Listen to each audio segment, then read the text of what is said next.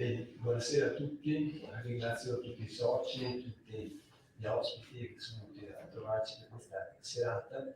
Naturalmente ringrazio il relatore, amico avvocato Luca Conti, e il correlatore Gabriele Torsini. Ho un compito istituzionale iniziale per ricordare quello che è l'AIOS, che è la più grande associazione anche di service di volontariato nel mondo e opera in tutto il mondo, e 100 anni di servizio, nel 1917 fondato, 1,5 milioni di soci, 47.000 atleti, 209 paesi nei si opera. Il nostro hashtag è WeServe, la salute, ambiente, scuola, giovani, sport e comunità, e questi sono alcuni campi in cui operiamo. Vado veloce per non, perché anche un po' ripetitivo, ogni meeting lo facciamo, però serve a noi tutti ricordare quello che è il nostro scopo di essere presenti in questa associazione. Il nostro obiettivo è quello di proporre informazione e cultura, per cui il meeting, la nostra attività è puro volontariato, il finanziamento è autarchico, la ricchezza del club sono i soci, più soci ci sono, più service possiamo fare, i service sono locali, di zona, distretto, nazionali e internazionali. La Scherza Maniere è uno dei più anziani, diciamo, del distretto, ha 52 anni quest'anno, abbiamo diversi service in corso, quello della Turchia che interessa particolarmente il Presidente, ma abbiamo un mosaico per le scuole, scambi giovanili, ambiente, posti per la pace. Questa è una donazione che abbiamo fatto l'anno scorso del prototipo per i bambini, quest'anno doneremo il test di Lang, che è questa cosa fa, che serve a scoprire se c'è una stereopsi o meno ai bambini, quindi se c'è un problema di vista in un occhio. Naturalmente forse c'è una cassetta da qualche parte, se qualcuno vuole fare un'offerta è gradita. Se volete più informazioni sul MAIOS c'è il sito, e qui veniamo ai meeting. L'anno continua, abbiamo fatto una serie di meeting tutti con l'obiettivo di presentare le nostre eccellenze, facendo un misto di presenza sul web. Il vantaggio del web è che oltre ad andare a più persone, come non possono essere qui stasera, è anche quello di rimanere, quindi uno può rivedere un documento delle serate. Cerchiamo di portare cultura e intelligenza, abbiamo tanti appuntamenti, forse anche troppi, però in realtà abbiamo finito 2 anni di live, un anno abbiamo parlato solo di pandemia, volevamo fare qualche argomento un po' più interessante, anche un po' diverso. Qui abbiamo i primi meeting e i successivi, che vedete nella broschura. Questa sera ho la fortuna di avere come relatore un amico che conosco da tanti anni. Questo è il suo curriculum vita ufficiale, cioè la parte scritta, avvocato, viene nell'ambito commerciale, societario, civile e penale, appassionato di antropologia, dagli estremi di scuola strategica, coltiva la scrittura psicologica non razionale. Conosco Luca dai primi anni 80, abbiamo avuto la possibilità di confrontarci sul campo del tennis, sono sempre state delle grandi battaglie e probabilmente proprio da queste battaglie fatte in maniera sportiva e in cui ognuno dava quello che poteva dare senza mai mollare nulla, è nata un'amicizia che è stata coltivata tutti questi anni e di cui sono molto contento. Naturalmente Internet ci ha dato qualcosa di più di quello che Luca ci ha dato nel suo curriculum, un curriculum veramente impressionante, con uno studio che è stato premiato più volte, segnalato fra gli studi migliori, lo scorso soltanto per non allungare troppo il tutto, diciamo così. È consulente, amministratore, naturalmente come l'ho trovato io, lo potete vedere anche un po' nel dettaglio su internet. Vado veloce, per non esagerare. Da qui comunque dal suo curriculum si nota come sia dato agli sport duri e di grande costanza. La passione, naturalmente succede sempre qualcosa.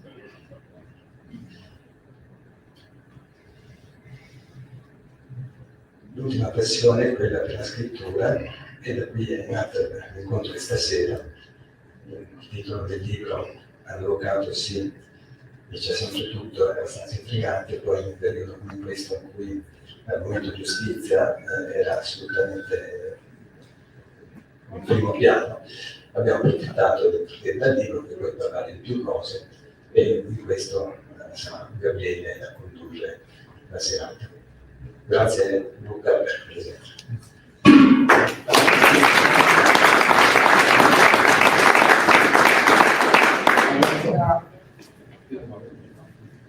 Ho sentito lo stesso. Non serve a te.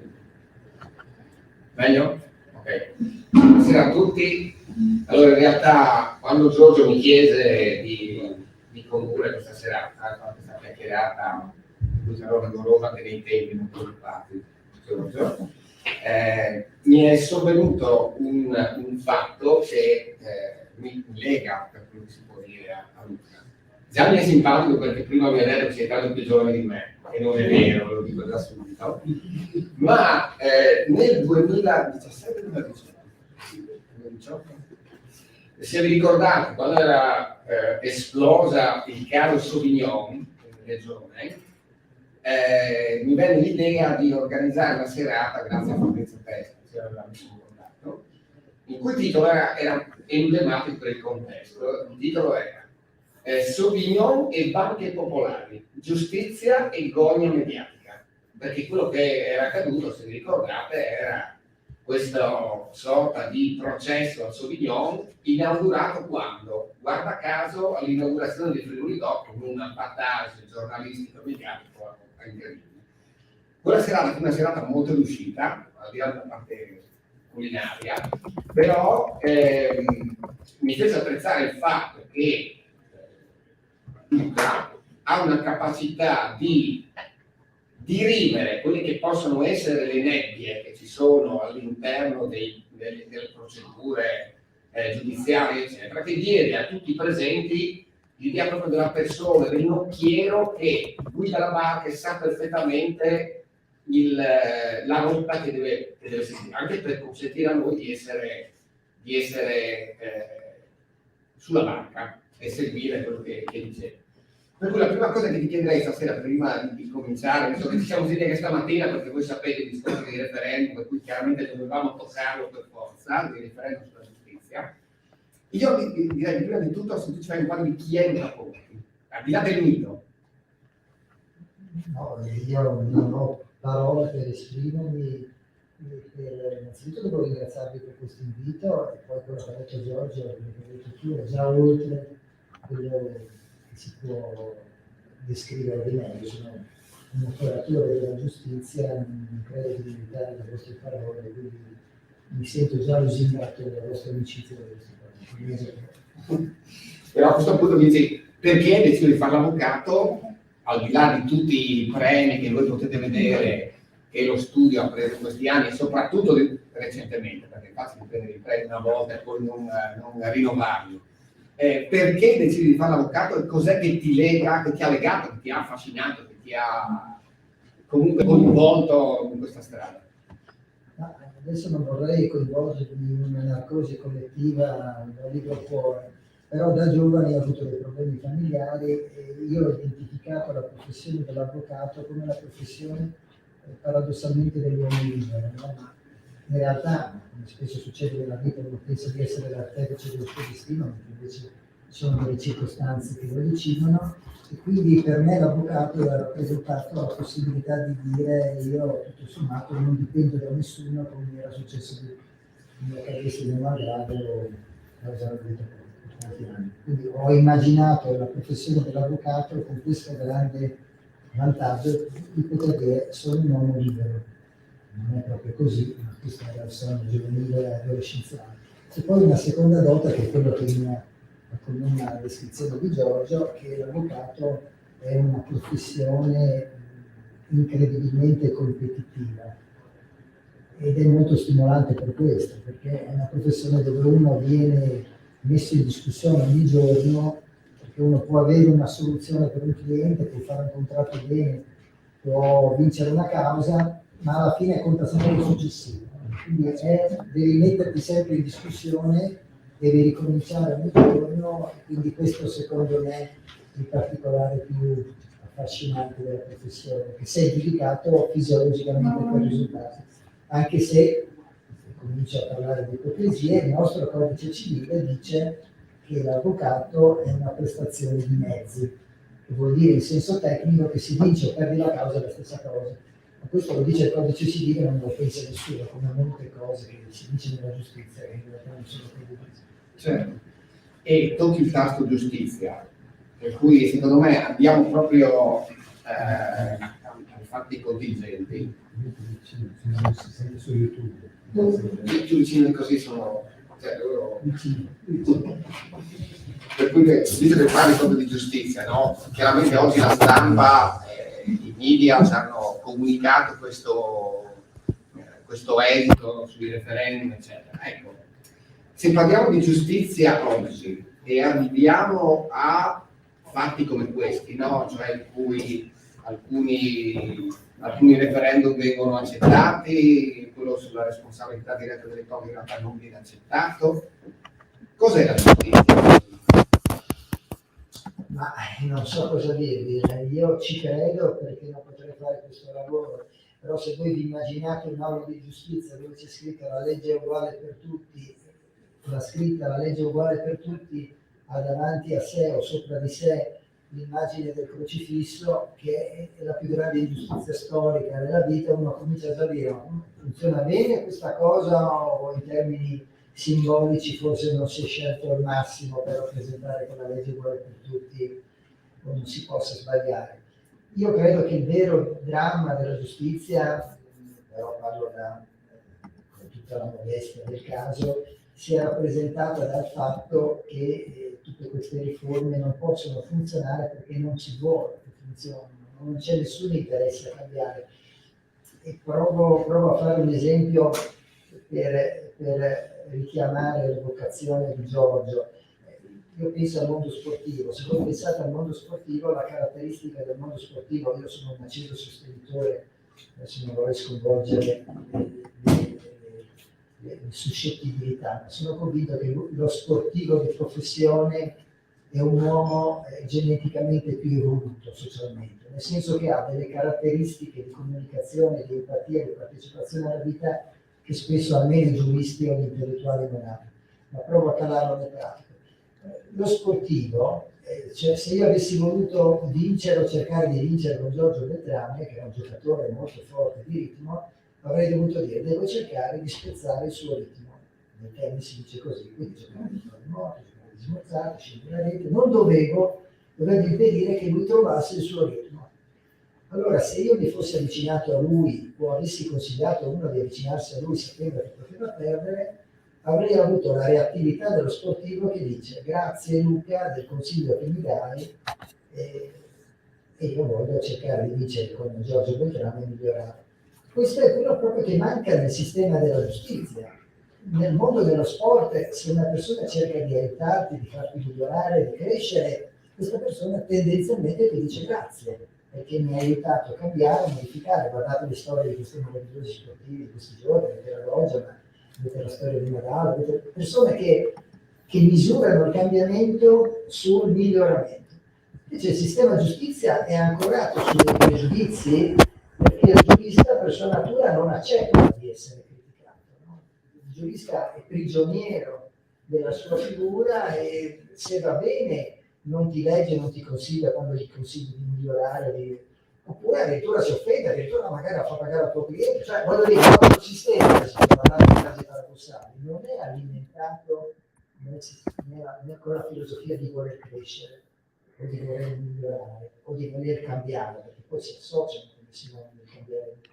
E quindi questo è un limite formidabile che poi arena. Il cambiamento è un miglioramento, ma arena tutto, c'è purtroppo un diaframma culturale. Io mi ricordo che quando ho iniziato la professione mi avvicinai a un professore di diritto commerciale di Verona, con il quale cercai di empatizzare, era proprio una specie di Barbassino degli ultimi livelli medievali, e questo mi disse: avvocato, guardi, mi dia pure del voi.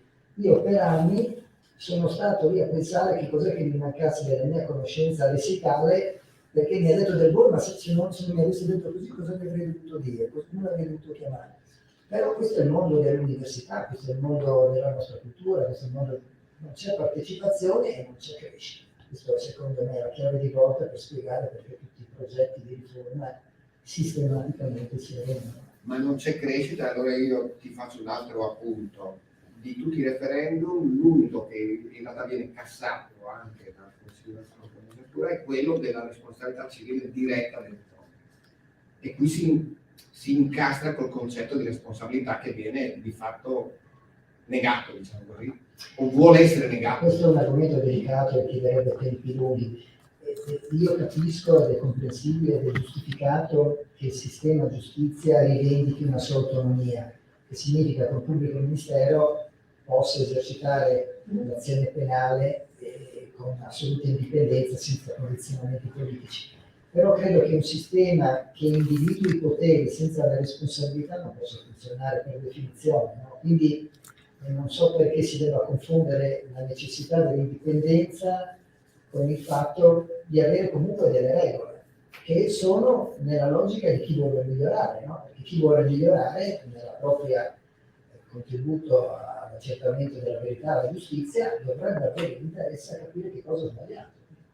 Però questo è qualcosa che non è recettivo nella nostra cultura e probabilmente è un problema culturale antropologico, decastra, non so che cosa, possa dipendere probabilmente da mille ragioni storiche, e il risultato finale è che il nostro sistema non cambia perché non vuole cambiare, non migliora perché non vuole migliorare.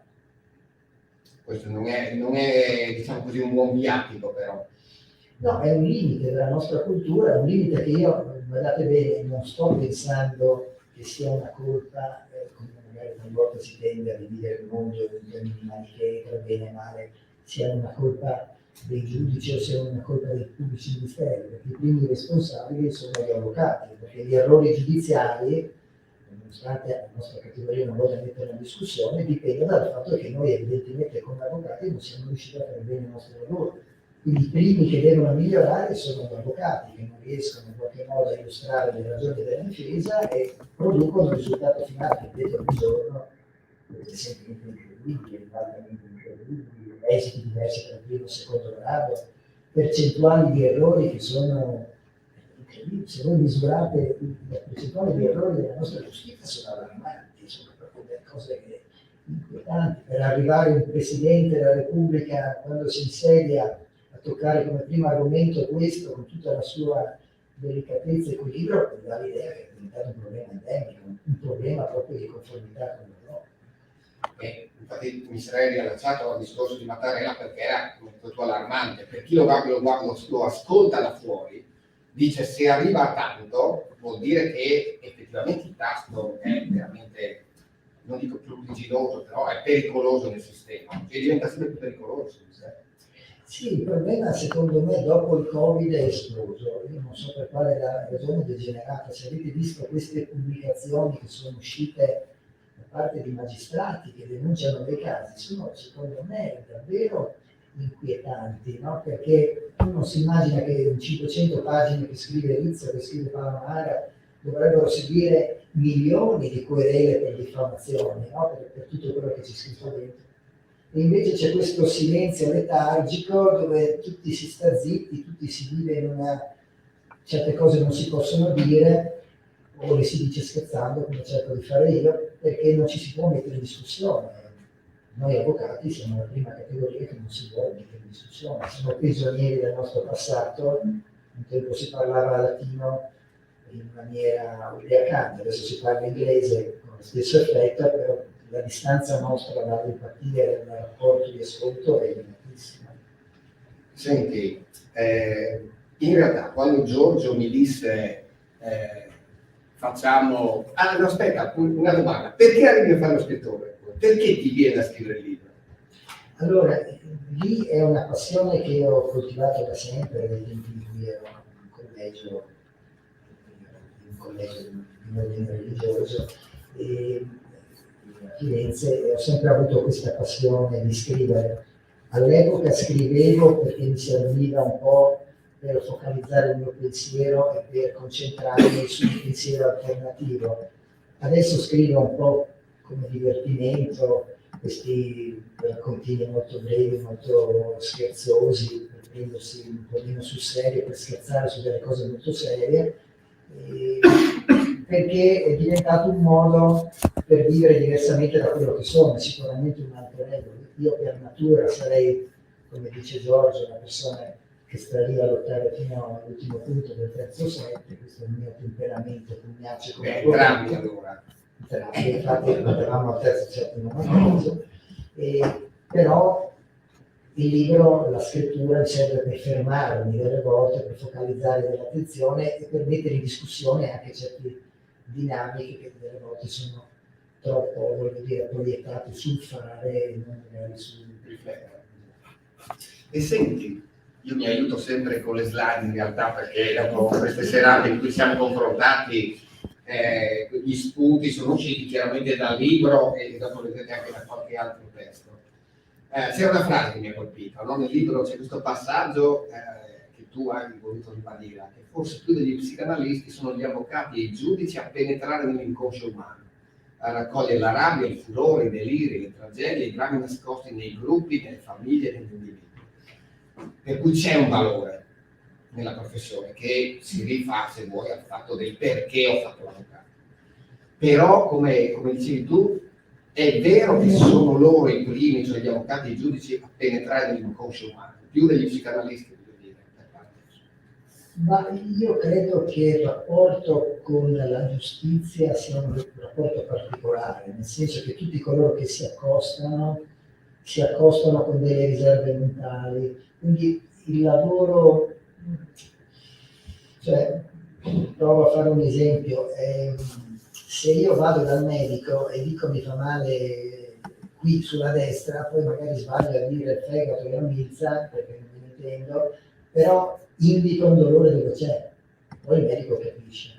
Invece il rapporto con la giustizia è spesso filtrato da dei percorsi che io cerco di descrivere, legati alla rimozione, legati a non dire tutto, legati a nascondere certi imbarazzi su certi reati, potete immaginare, io non li conosco, ma pensate a chi ha dei reati di un certo tipo, sfondo sessuale, pensate l'imbarazzo. Il rapporto con il psicanalista è un rapporto più chiuso, no? non è mai un giudizio, non è mai una valutazione. Quindi io credo che chi deve interpretare, chi deve ascoltare nella giustizia, con delle diverse funzioni, con dei diversi, diciamo così, obiettivi, dovrebbe dedicare all'ascolto la parte più importante della sua attività, sapendo che ci sono tutte queste riserve mentali, tutte queste equivoci, questi misunderstanding nella comunicazione, nella psicologia, che prescindono anche dalla conoscenza. Ecco, perché il vero cambiamento epocale della nostra giustizia è un po' questo. Quando ho iniziato io la professione 40 anni fa, c'era un gap che era rappresentato dalla conoscenza. Chi era in un certo studio anziché in un altro studio poteva non avere lo stesso accesso al sapere. Adesso quella sia un po', consentitemi questo neologismo un po' equivoco, sia un po' più internetizzato. La conoscenza è una chiave di accesso che hanno tutti. Ormai la differenza non la fai più per l'atto che scrivi, che tendenzialmente tutti lo sanno fare, lo fanno abbastanza bene, tutti meglio. Però i componenti che decidono un po' l'orientamento della giustizia sono legati ad altre doti, appunto alla comunicazione, alla psicologia, alla strategia, delle volte anche al carisma, a tante cose. Ma è possibile che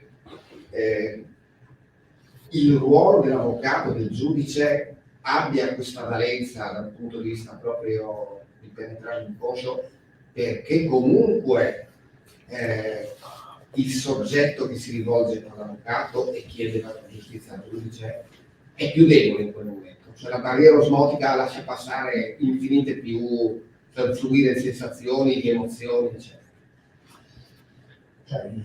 Qui veramente si sconfina. Io parlo un po' in termini ideali di che cosa dovrebbe essere la giustizia, poi come sempre tutto va ridimensionato in una dimensione anche collettiva, costo sociale, di quello che è la giustizia, di numeri della giustizia, di possibilità in ragione della struttura di riuscire a recepire un'immagine virtuosa, di identikit romantico.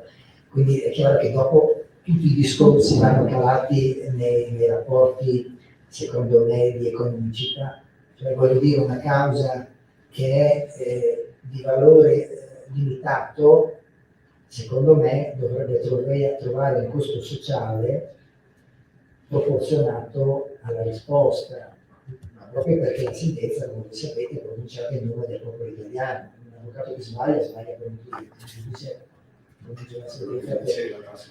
Quindi sarebbe importante che di fronte a un caso che vale relativamente poco ci fosse un'attenzione in termini di costi, di struttura.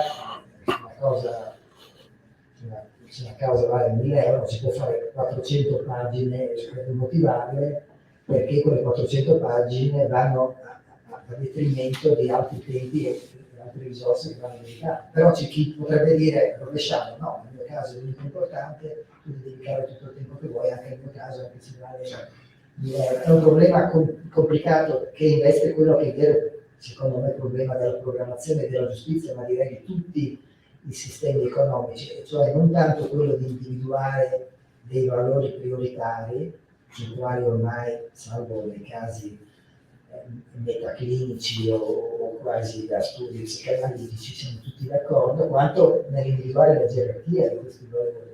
Quindi come li gioco, con che distribuzione di risorse, di tempo.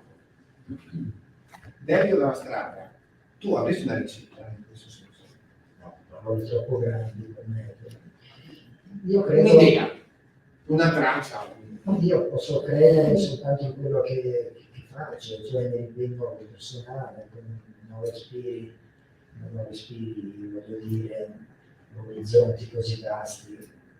Sono in difficoltà nel riconoscere la possibilità di cambiare, questo sì, da parte di chi, io mi includo naturalmente, non accetta di essere messo in discussione. È chiaro che se il rapporto è costruito così è sbagliato in partenza.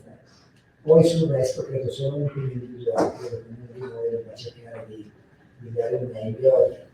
È una filosofia di vita quella che diceva Giorgio, cioè secondo me stare in campo in un'attività sportiva fino all'ultimo e dare tutto e uscire dal campo con la sensazione di aver dato tutto, secondo me è già uno scopo. È relativo poi anche vincere, chiaramente, se vince, però secondo me una scuola di vita è quella di dire io comunque le carte le ho giocate fino in fondo. Però vinceva più lui, L'abbiamo appurato. Andiamo avanti adesso, se no guardare con le tracce, che i tempi sono quelli. Tu prima giustamente hai detto che c'è un passaggio in cui è difficile riconoscere, tra virgolette, la qualità della giustizia, quelli che sono i verdetti, eccetera, no?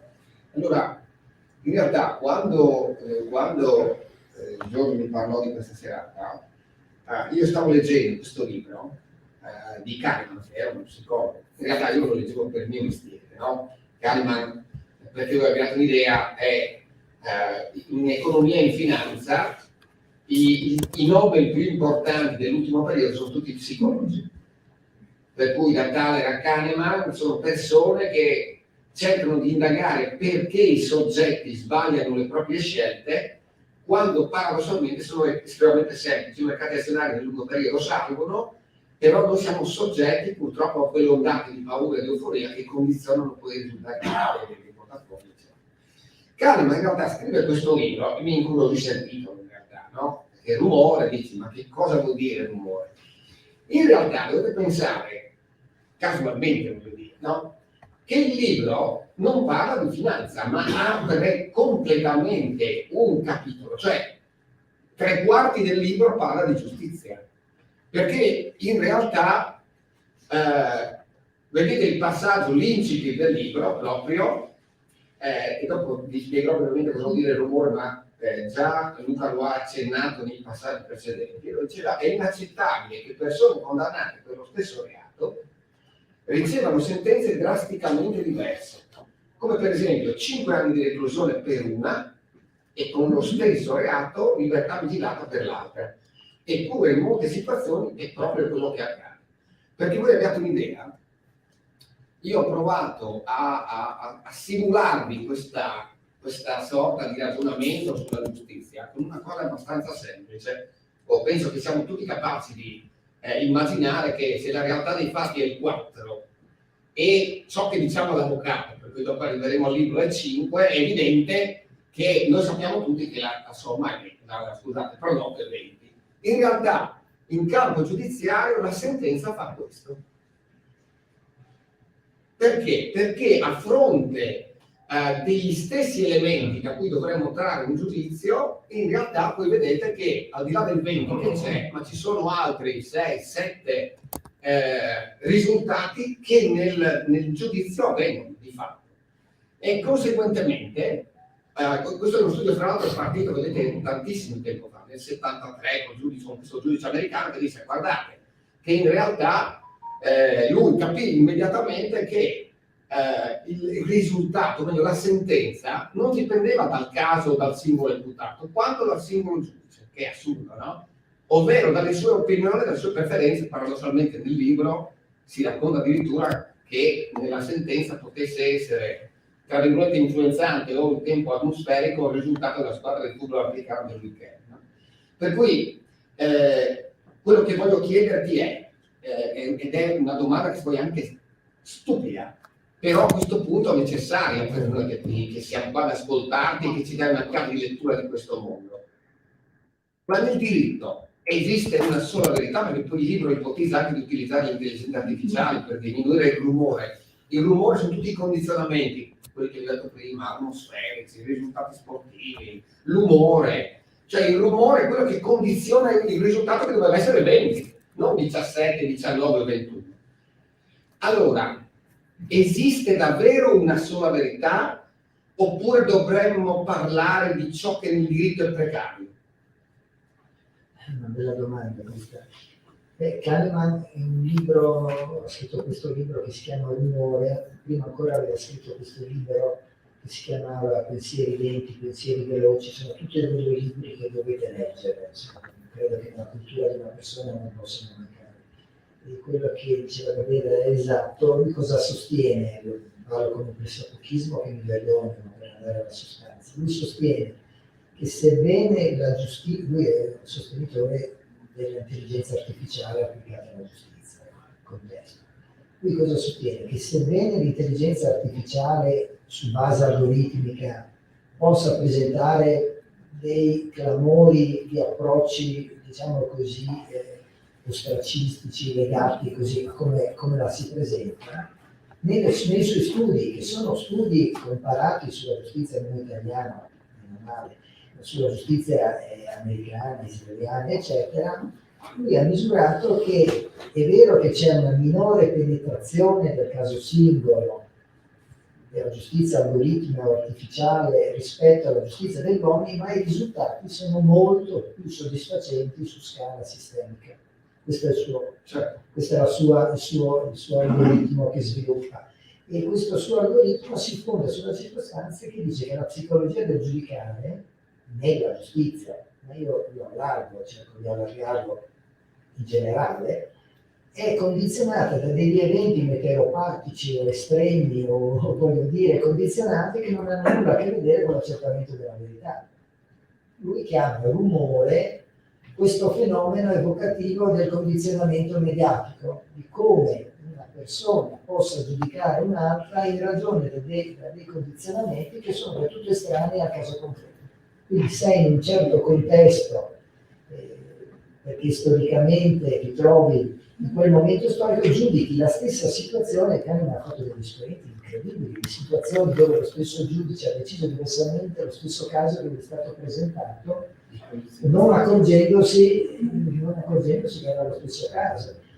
Però credo che non lo si voglia negare, però non so, bisognerebbe aprire un dibattito più che parlare io, non ho cose così significative da dire, ma credo che ognuno di voi possa dire che ognuno di noi dentro la giornata, per esempio, ha delle immoralità diverse. Io per esempio ho notato che lo stesso problema ha angolazioni di lettura differenti a seconda di quale momento della giornata lo prendi. Oppure ci possono essere, un po' ci scherzo su questo, delle deficit di comunicazione nei rapporti di valutazione personale, imprenditoriale, di relazione, eccetera, che sono legati a dei fenomeni posturali, a dei fenomeni da tutto estranei a quello che uno dice. Ha sbagliato, per esempio, la psicologia dei sentimenti. Ci sono delle persone che non ti piacciono perché hanno usato la parola, sono affascinato dal bergamotto, mi ha creato una distanza, perché il bergamotto è una fonetica che non è amaliante, cioè adesso banalizzo, ma per dire che ci sono delle dinamiche che crescono nelle psicologie e nelle comunicazioni che portano a dei risultati che lui ha codificato, che lui ha in qualche modo settorializzato, che sono oggettivi. Se trovate un giudice, un pubblico ministero, un avvocato che è un tifoso sfegatato della Lazio, ha perso il derby, non voglio andare a cercare situazioni più incresciose, che sono i condizionamenti psicologici, i problemi familiari, i problemi di famiglia, di un figlio. Cioè, come si fa a pensare che tutto questo non abbia un riflesso? Cioè, se pensate a un giudice, ma ripeto, non voglio pensare al giudice perché pensi che il giudice sia più responsabile di noi avvocati, perché ripeto, i primi responsabili siamo noi per la mala giustizia. Però se uno, voglio dire, si trova in un condominio e adesso non so, mi immagino con degli, non voglio fare un discorso non interpretatemi male, sto cercando di dare delle definizioni, quindi con tutte le massificazioni del caso, mi trovo in un condominio dove ci sono degli albanesi, ma per dire, non per citare gli albanesi, ma per fare un esempio, che usano fare confusione, non rispettare delle regole che io vedo socialmente, che magari non rispettano le regole di condominio. Nel momento in cui mi trovo uno di loro, ho lo stesso senso di appartenenza che trovassi uno che magari è vicino al mio modo di sentire. Quindi ci sono dei condizionamenti che sono lati e che bisognerebbe avere per frenare questi pregiudizi, perché dovete capire che nel nostro sistema il pregiudizio deve essere frenato come cultura di valutazione. Mi spiego, io posso avere un pregiudizio su una persona che non vuol dire che il mio pregiudizio sia sbagliato, magari è giusto, è vero quello che penso come pregiudizio, ma nel momento in cui mi accosto alla sua valutazione dovrei essere così capace di non essere condizionato dal pregiudizio, di avere la mente libera. Quello che secondo Kahneman è una lotta disperata e che le macchine dovranno sostituire a tutti gli oggetti di Perché non hanno chiaramente condizionamenti psicologici, cioè, anche perché noi parliamo dell'ordinamento italiano, ma Kahneman stesso verso la fine del libro poi dice che in realtà i giudici obiettavano che in realtà le linee guida sulle condanne si riferivano proprio a questo rischio. Conoscevano bene lo studio del giudice che diceva sbagliavano, cioè cambiavano le sentenze nonostante non si accorgessero che gli mettevamo lo stesso carro sopra, ma non negavano che la discrezionalità fosse una fonte di rumore, ma ritenevano che ridurre quest'ultima avrebbe portato a un aumento anziché a una diminuzione degli errori. Ecco il concetto di casta che dicevi tu. Infatti prima mi è venuto a farti una domanda: quanto è parallelo l'ambiente della giustizia con l'ambiente dell'università? Ma l'ambiente dell'università, adesso non vorrei optare suscettibilità, però colpisce perché è completamente fuori. Quando sono nato, quando sono cresciuto professionalmente io adesso, vedete che l'università, per una serie di ragioni storiche che non so capire, è ancora più lontano, voglio dire, del mondo professionale che ruota attorno all'empatia. Io sono spaventato da Kahneman, io lo leggo con interesse, però continuo ancora a credere che l'avvocato può avere una capacità, un giudice, un PM, di penetrare la realtà da certi movimenti corporei che non riesco a pensare come una macchina sappia leggere un tic meglio di me nell'interpretarsi quel testo e dice una cosa vero o falsa. Io spero che la giustizia umana prevalga e quindi lo spettro delle macchine sia soltanto uno spettro agitato per stimolare e migliorare. Però questo è lo scenario. Però la macchina ha un vantaggio, che la macchina riconosce le medie. Come dice Kahneman, il problema fondamentale è partire dalla media, poi sai, a individuare quelli che sono, tra virgolette, il pronostico con la sentenza, è fattibile, ma tu devi partire dalla media, è la macchina fa la media, di fatto, no? La macchina nasce per fare la media. Però, proprio a questo proposito, e parlando di valutazione giuridica, perché è quello che parlavamo adesso, proprio la valutazione che viene fatta a fronte di avere immediatamente dei fattori uguali, soltanto, sai, si dice, cambiando uno dei fattori il prodotto non cambia. In realtà nella giustizia paradossalmente non è così. Ma allora, quali fonti sono emersi adesso nella valutazione giuridica che magari prima venivano valutate di meno? Tu scrivi nel libro la psicologia, la comunicazione, la strategia. Come emergono e quanto peso hanno? No, io penso che siano diventati decisivi come strumenti di accesso all'ascolto. Okay. Sono fondamentali per avere questo diverso approccio a quella, perché uno crede di possedere la conoscenza, intesa in senso codificato, no? Positivo. Sì, io esco dal balcone e dico, so già tutto quello che serve nella vita personale. In realtà è tutto da iniziare, no? Adesso il percorso è ancora più marcato, perché uno è cresciuto con dei miti, con dei miraggi, adesso è tutto più precario, no? Una società liquida, come dice Bauman, non riesce più ad ancorarti a niente, e ovviamente tutti soffriamo di questo, e questo diciamo che c'è una crisi di valori, ci sono dei valori che si mettono in discussione, no? Un tempo per esempio si diceva la tutela dell'occupazione è un valore assoluto, quando si andava davanti a un giudice in qualunque settore si diceva la tutela dell'occupazione è un must, no? È qualcosa che deve essere davanti. Una priorità. Adesso invece avete casi di cronaca, no? Che sono lì, avete degli altri, dove si dice sì, la tutela dell'occupazione va bene, però come la mettiamo rispetto alla tutela dell'ambiente? Chi viene prima, chi viene dopo, come lo riabbiamo? Quindi tutti i valori, torno un po' a fare il discorso che facevo prima, e quindi, scusate se non ripeto, tutti i valori costituzionali sono presenti nella nostra sensibilità, a parte qualche caso, insomma, queste cose fuori dal mondo. Però tendenzialmente i valori costituzionali sono presenti. Il problema è farli dialogare tra di loro, far decidere quale deve prevalere e saper ascoltare le diversità, perché il problema nostro adesso è che sono diversità continue e non è sempre facile accettare la diversità quando bisogna ascoltare. Certo. Adesso andiamo al libro, che stemperiamo un po' il clima così, no? Di attenzione totale, perché il libro in realtà è una sequenza di 29 racconti in cui una parte consistente fa un'analisi introspettiva della figura dell'avvocato, se vogliamo, no? Cioè non descrive fatti quanto penetra in quelli che sono i sentimenti, gli atteggiamenti, le debolezze, eccetera.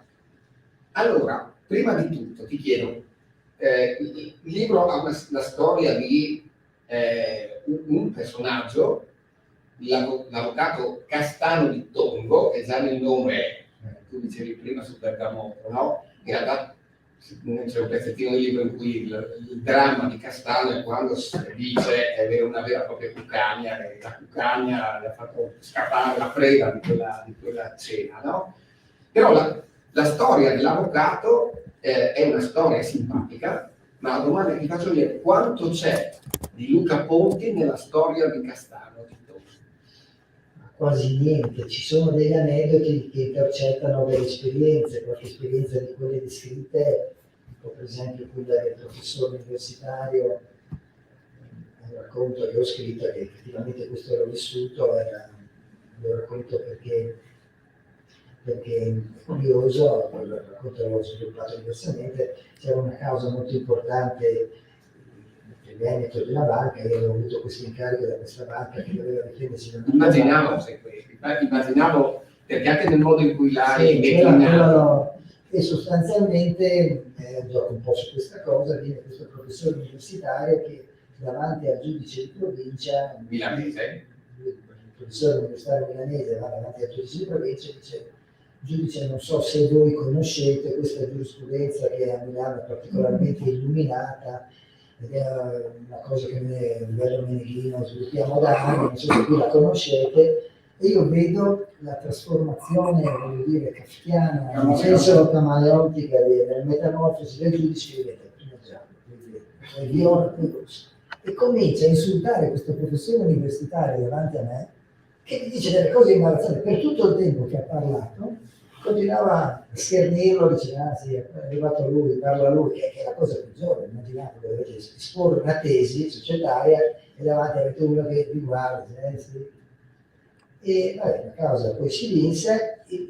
Io scherzo sul fatto che per anni questa banca, questi clienti, discutevano, ma che cosa hai fatto? È miracoloso, hai vinto col professore universitario, e io non ho mai avuto il coraggio di dire a loro che non avevo fatto niente. Ero stato semplicemente zitto in questa situazione a lasciare che i due comunicassero. Si sono fatti l'autogol da solo. Questo è l'unico episodio un po' aneddotico, un po' autobiografico.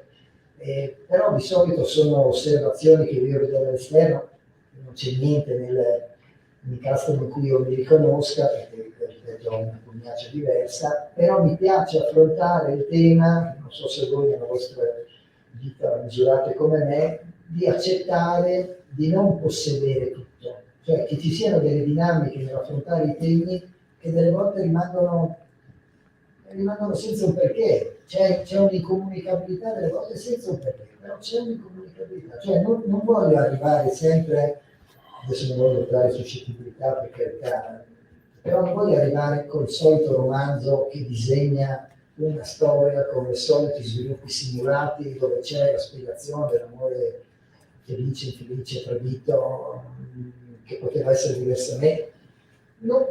Ci sono delle volte dei percorsi che io chiamo non razionali, che Kahneman chiama in altri modi, che però disegnano la nostra vita, creano delle casualità, creano delle situazioni magiche senza ragione, una musica, un'evocazione, una parola, e cerco di dire, accontentiamoci anche di non capire. Delle volte voglio uscire proprio cercando di lasciare la sensazione di dire non ho capito perché è successo, però è successo. Qual è la vocazione all'onnipotenza della cultura occidentale? Secondo me soppisce le culture orientali quando su certe cose si pongono meno perché. Però di fatto quell'evento, quella causa, ha creato una sorta di aura di potenza assoluta, no? Bisogna dire la verità, cioè traspare anche nel racconto. Però come si può dire, nella logica, nella dinamica del libro, c'è un caleidoscopio del mondo degli avvocati, no? Cioè io ne ho, per dirti, enumerato qualcuno qui. Allora, l'avvocato copia e incollo, quelli che vogliono essere qualcuno che conta, quelli che lo ostentano in sicurezza perché comunque se no perderebbero le cause, gli sfigazzi col vacco di turno, scusate le signore se non per un termine un po', ma è così nel racconto, i narcisisti retorici, eccetera. Ecco, perché escono queste figure e qual è lo scopo? C'era un bellissimo articolo che ha dedicato il Messaggero che diceva tutte queste figure in realtà sono come entrare in una galleria d'arte, sono 29 quadri in cui tu non devi guardare soltanto i colori o le immagini, i tratti, ma devi cercare di assaporare quello che il pittore ha voluto dire all'interno del quadro. Ecco, allora tutte queste figure escono perché? Ma escono chiaramente qualche cosa è rimasto dentro, no? Di incontri più o meno accidentali. Sì, di aulico, cioè, è chiaro che la nostra generazione ha incrociato culture diverse. Io mi ricordo che c'era per esempio un avvocato che ci è rimasto impresso, che ho cercato anche di scherzare, che aveva una cultura enciclopedica. Voi capite che io ho qualche riserva nella misura in cui la cultura non diventa empatia, non diventa qualcosa di concreto in termini di risultato. Cioè, alla fine, non solo la mia esperienza personale, in tutti i momenti difficili che ho avuto nella mia vita, non è che citando Proust mi sono uscito, c'è stato sempre qualcosa di diverso. Però è proprio quello che dice: scorra un giudice nei vostri cuori il desiderio di giustizia, scorra come l'Ob per 3650 km, o lo Yenisei per 3487.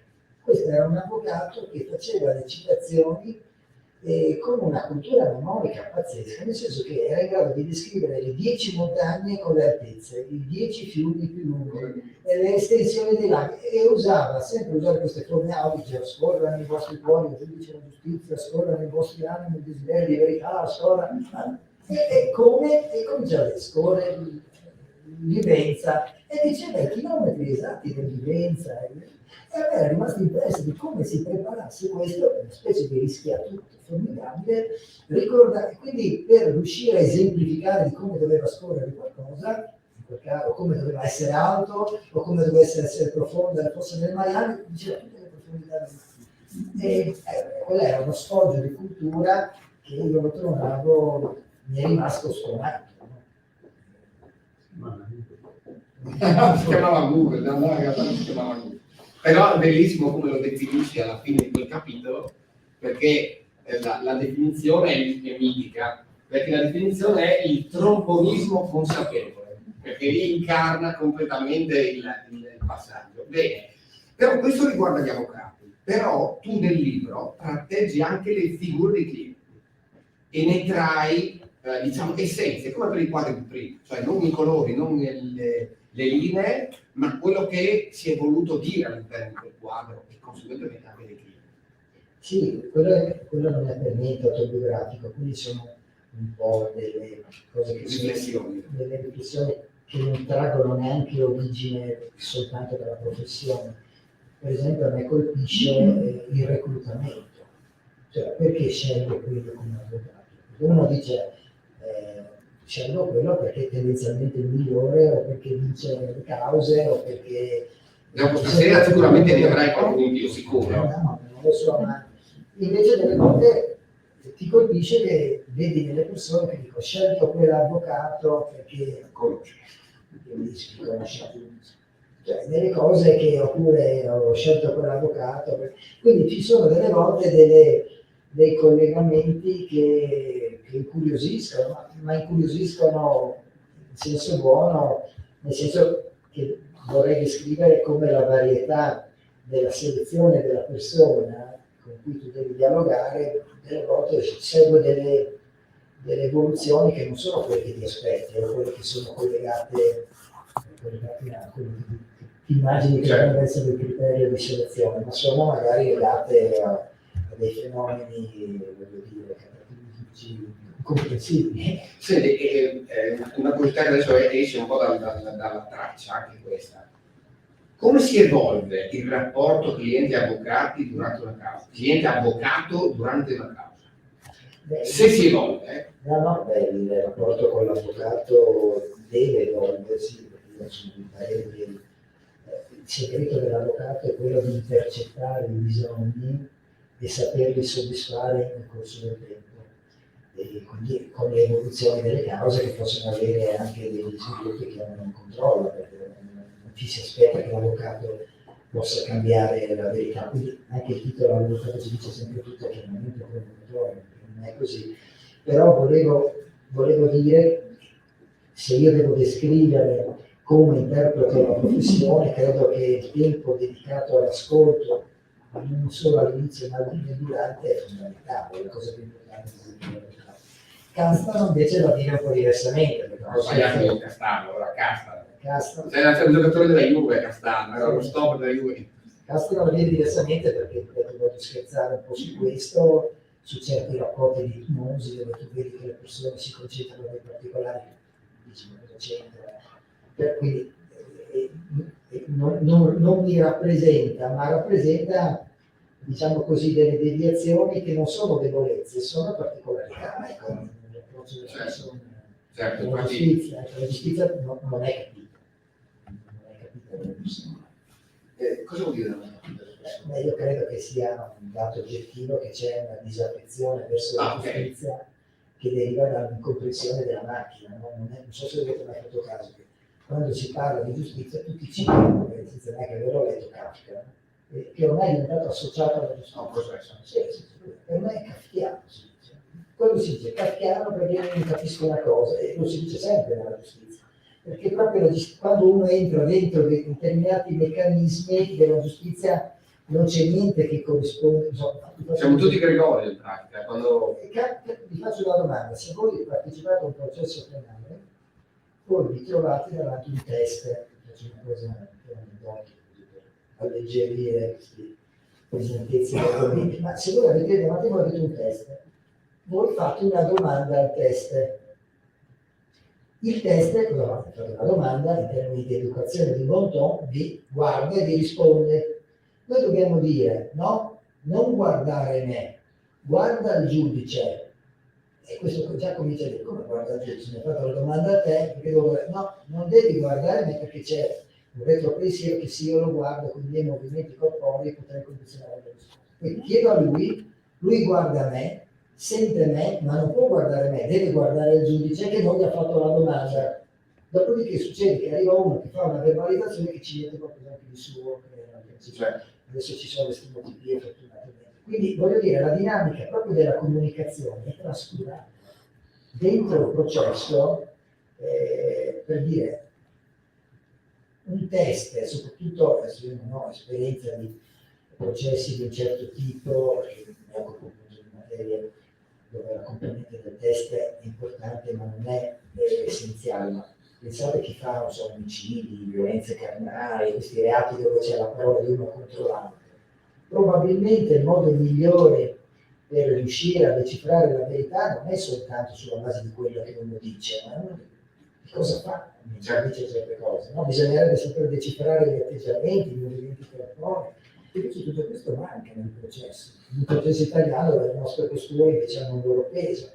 Quindi come uno assente oppure come nega, con che forza, con che violenza. La stereotipia registra la grammatica, la sintassi, ma non registra le emozioni. Castano invece si perdono nelle emozioni. Questo è assolutamente vero. Infatti, poi io so che gli scaramantici, perché gli scaramantici? Perché vedete, nel libro, leggetelo, perché finalmente passate quell'oretta molto piacevole. Allora c'è l'avvocato che ha la filosofia del riciclo, cui tu fai tutto copia e incolla, come c'è lo scaramantico. E non so se sei tu questo, perché abbiamo un'idea, uno degli avvocati ha questa, o è Casta lo stesso, che ha questa abitudine di cominciare ad allacciarsi la camicia dal quarto bottone, scendere e dopo riprendere dal terzo per salire. Questo ogni giorno per tutti i giorni della sua vita, perché secondo lui c'erano queste logiche che lo avrebbero favorito alla fine, perché la scaramanzia di sicurezza, no? Se voi vedete, io scherzo un po' su questi rituali di sicurezza, perché effettivamente talvolta, credo che capita anche voi, ripetere una certa gestualità significa avere il controllo della situazione, delle emozioni, no?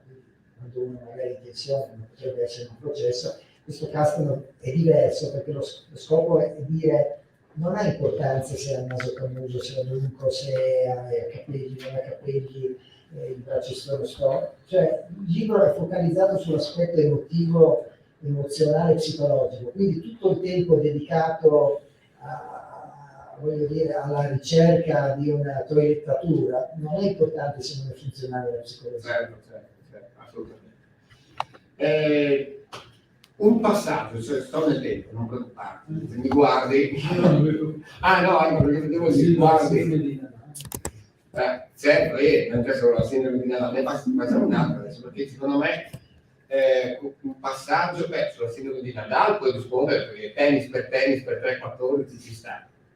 Beh, no, si capisce che è un percorso dove io trovo che questa persona sia una persona che sia un modello di comportamento, nemmeno tanto per quello che vince. Natale intervista, lo sapevi. Ma se voi vedete la sua capacità di ascoltare gli altri, fermo, anche lui ha il suo quarto bottone, ha tutte le sue superstizioni, però gli servono, ha le sue ritualità, le sue superstizioni, però voglio dire, ha una capacità di ascolto degli altri. Quando voi vedete, non so se seguite il tennis, ma questa persona che vince questo grande slam, situazioni incredibili, io l'ho sofferto perché partecipo per lui, purtroppo ho dovuto sacrificare una serata perché aveva perso il secondo set, mia moglie mi ha detto: senti, vuoi venire a vedere un film che era Morricone, che mi consiglio? E io dico, vengo soltanto se vince Nadal, dato che ero sicuro che non vincesse perché aveva già perso il secondo set. Poi è successo che ha vinto il terzo set, mi sono voluto anche sviluppare questo film di Morricone che non mi sarei mai aspettato di andare a vedere, e dicevo, Nadal dopo 7 ore di battaglia, la prima cosa che fa quando viene premiato, un gesto che nemmeno, forse solo Giorgio Beltrame fa, esce e pensa al dolore della persona che è sconfitto, e la prima cosa che dice: so come stai, ti capisco. Anche perché era un passo alla vittoria, soprattutto. Alla fine, Sì, l'altro dico, è arrivato a un quindi passo la alla vittoria. delicatezza di avere la rappresentazione dell'ascolto fino al punto di non celebrarsi, non avevo visto il titolo del risultato, di pensare all'altro di come sta, come che sia un gesto che abbia un significato sociale. Riportandoti sulla strada maestra, c'è questo passaggio del libro che secondo me è di un'importanza straordinaria, no? Dove tu dici: fu così che Castano trovò conferma che il miglior avvocato è quello che parla poco e ascolta tanto. Sì, questa è un po' una sintesi.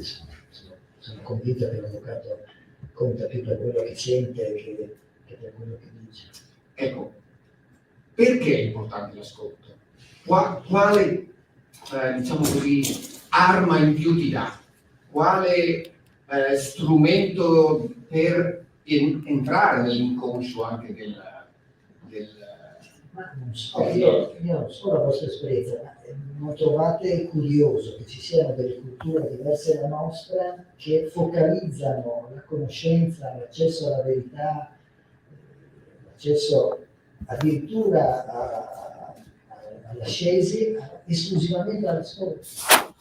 Quindi io trovo che l'ascolto sia la premessa della comprensione, no? L'ascolto non vuol dire soltanto degli altri, anche di sé, del tuo corpo, delle situazioni che ti crea la vita, cioè la capacità di fermarsi e sentire è qualcosa, credo, più importante che certi sfoggi che magari sono, come dico io, fini a se stessi, servono più a celebrarsi e a lasciare lo stupore che a creare senso di appartenenza, no? Perché alla fine il giudice deve essere convinto, persuaso che quel caso che gli capita è un caso con il quale c'è una comunicazione, no? C'è un senso di appartenenza. Se tu lo vedi lontano da te è più difficile giudicarlo positivamente, se lo vedi vicino a te l'errore è più facile da risolvere. Per cui l'ascolto diventa un ponte, cioè, su cui praticamente si incamminano entrambi. È la premessa della comprensione e della strategia. Certo. E siamo arrivati al vulnus del contendere, no? Perché c'è un passaggio del libro dove il pubblico ministero dice: ma perché non mi dici davvero tutto? Allora, la domanda che ti faccio io è proprio questa, che è il titolo del libro poi, no? Ma all'avvocato davvero si dice sempre tutto, o si dovrebbe dire tutto? O che cosa si dovrebbe dire? Ma quella continua che tu citi è un'esperienza che io ebbi durante Mani Pulite, quando c'era un momento storico particolare dove effettivamente c'erano queste che io chiamavo profezie che si autodeterminano, no? Cioè c'era un atteggiamento del cliente che partiva dal presupposto che l'autorità giudiziaria non potesse ascoltarlo perché non era libera nella verità. E nel contempo c'era dall'altra parte un atteggiamento opposto da parte delle procure milanesi che sentivano la persona che non veniva a dire tutto, veniva a dire solo una parte della verità, e si creavano questi giochini su cui io poi ho romanzato, che ho chiamato profezia che si autodetermina, che sostanzialmente creavano queste chiusure, cioè il cliente che vedeva il pubblico ministero chiuso perché aveva diffidenza diventava sempre più chiuso e trovava che si era autodeterminato quello che aveva profetizzato. Nel contempo anche il pubblico ministero che diceva: vedi che non mi dice tutto, vedendo che questo si arroccava, dice: vedi che non mi dice tutto. Quindi era un meccanismo di autoalimentazione di un preconcetto che ti arrivava poi al paradosso. E io non sono convinto che l'avvocato si dice tutto, quello che ho scritto, se avessi scritto non abbia scritto questo titolo provocatorio, però credo che con l'avvocato si dovrebbe dire tutto, se l'avvocato sa ascoltare. È chiaro che il limite è chiaro che se un avvocato non ti dà lo spazio, Perché non ti dà lo spazio? Il motivo per il quale non si dà spazio nell'ascolto sono più vari. Delle volte è anche terapeutico, cioè ci sono delle situazioni dove devi sapere capire se la persona, dandogli troppo spazio, confonde il rapporto per esempio di causa effetto, perché ci sono quelli che partono dai felici, ok, cominciano via, sì. E quindi devi stare attento a contenerli, ma nel loro interesse. Però al di là dei casi in cui l'ascolto è terapeutico, credo che, so che è vero che ci sono tanti medici, dicono tutti che quello che è la corrispondenza della maieutica e della filosofia c'è anche della medicina, no? Per fare l'analisi. Quindi credo che si debba lottare per cercare di ascoltare il più possibile, per sapere penetrare la verità, che non è mai assoluta, perché poi ricordiamoci che la verità, il rapporto di causa-effetto è sempre qualcosa di equivoco, anche se voi parlate qual è la causa, qual è l'effetto, è sempre difficile, quindi è difficile anche stabilire la verità. Però, come sempre, come direbbe Castro, non c'è una regola assoluta, non c'è una legge, bisogna relativizzare tutto e accettare la precarietà che tutti I compromessi. Senti, tu all'inizio hai detto una cosa che mi ha colpito, no? Te la sono segnata perché effettivamente è interessante, però io te la ribalto in questa maniera. Allora tu dici, lo sportivo di professione è un soggetto geneticamente più evoluto. Allora la domanda che ti faccio io per chiudere è questa, ma l'avvocato di professione, che è avvocato, è un soggetto effettivamente geneticamente più evoluto? O nella sfaccettatura dei casi di avvocati questo diventa più difficile rispetto agli sportivi? No, direi che l'avvocato tendenzialmente è un soggetto più noioso degli altri, ecco, si può dire. Non per piaceria, ma non è tuo caso. Non spoileriamo il libro. Non è difficilmente creativo, spesso è prigioniero del ruolo, è prigioniero di questo, addirittura del voi, ecco, che chiaramente non crea empatia. Ma è cambiata la figura dell'avvocato nel tempo? Beh, credo che socialmente sia cambiato nel momento in cui certi ruoli non sono più affidati a dei passaggi generazionali automatici, ma sono legati a dei risultati. No? E se tu Ci dovessi... sono degli avvocati che sono titolari di autentici serrande, che aprono, come fossero dei negozi giuridici, che aprono e chiudono la serranda perché magari sono figli della storia.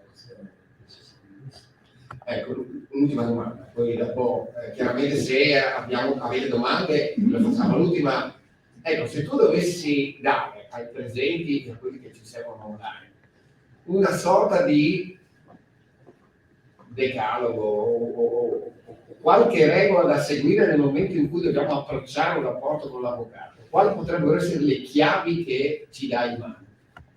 Beh, credo che la prima cosa che una persona che si avvicina a un avvocato deve capire, deve guardarlo negli occhi, deve sentire di essere sentito come, deve sentirsi a suo agio.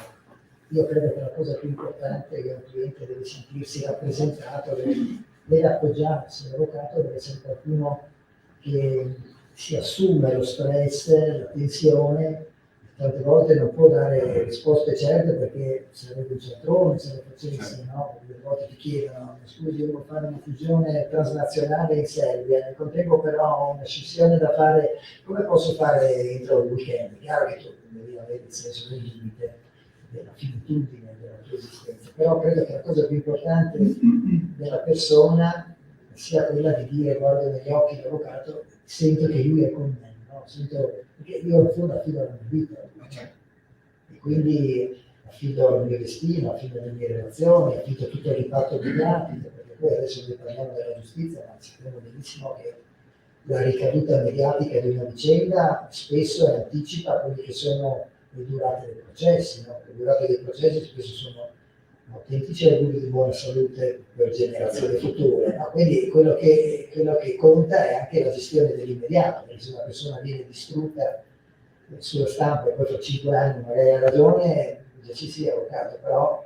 quindi c'è purtroppo da gestire tutto quello che ti cambia nella vita. A me per esempio colpiva nell'epoca di Tangentopoli una cosa che mi è sempre rimasta emotivamente coinvolgente è che quando tu segui una persona che è in carcere, tutte le persone che sono in carcere, con un tempo diverso, c'è chi è un irriducibile dopo un mese, chi dopo 3 giorni, insomma non ha importanza, tutti con comunicazioni diverse, tutti con modo di fare diverso, però tutti ti dicevano sempre questo, come fosse un disco che ricorre dentro l'animo, che quello di dire guardi, insomma, secondo le carte.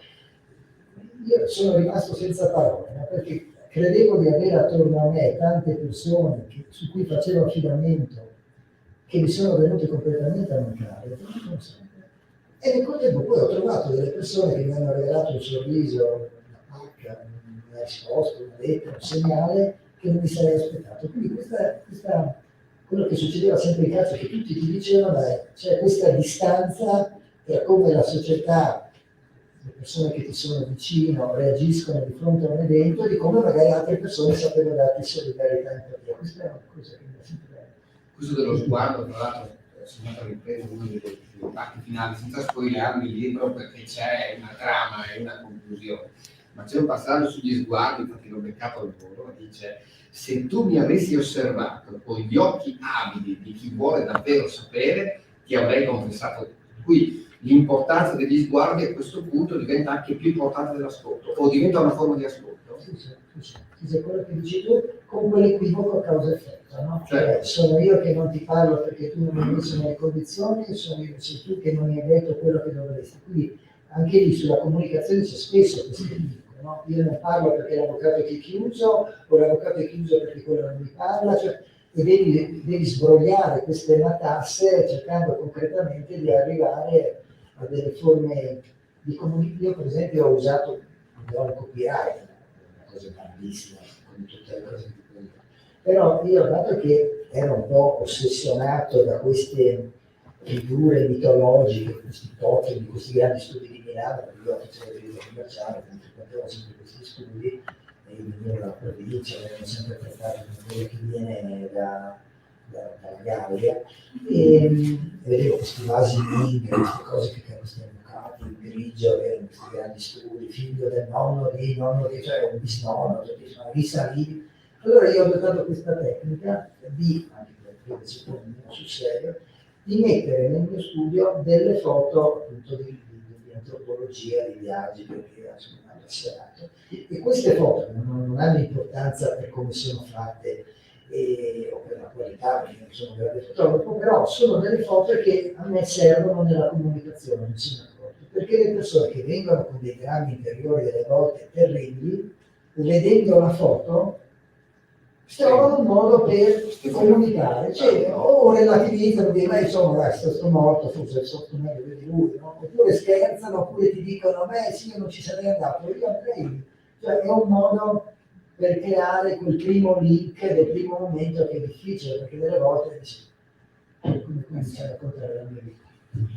Senti, io ringrazio infinitamente Luca, è stato veramente squisito, cioè, semplice, senza fronzoli, eccetera. Io vi chiedo se avete domande, se qualcuno ha qualche domanda da fare, se no io passerei la palla a Giorgio, la pallina, scusa, però prima facendo un bel applauso chiaramente.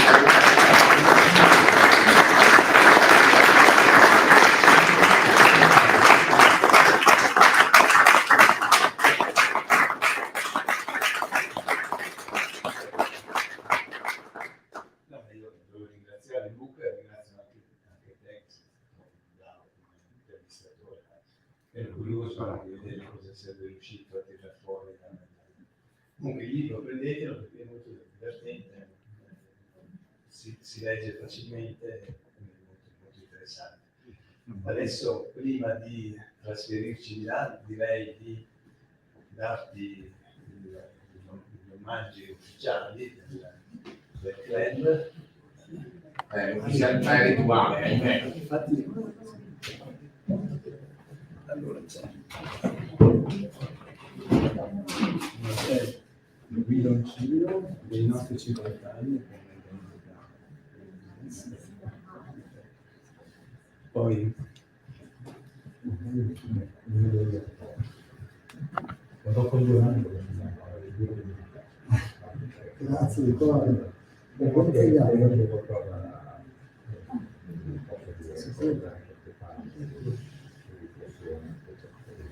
di cuore. Grazie di cuore. Abbiamo avuto un anticipo del 26 maggio, quando ci sarà Alessandro che ci parlerà di poesie e di cardiologia. No? Dobbiamo scrivere racconti, Alessandro scrive poesie, ambedue sintetizzano parte della loro esistenza. Poi, naturalmente, un valore senza prosciutto. Poi tutto qua. Bene, possiamo. Grazie di cuore.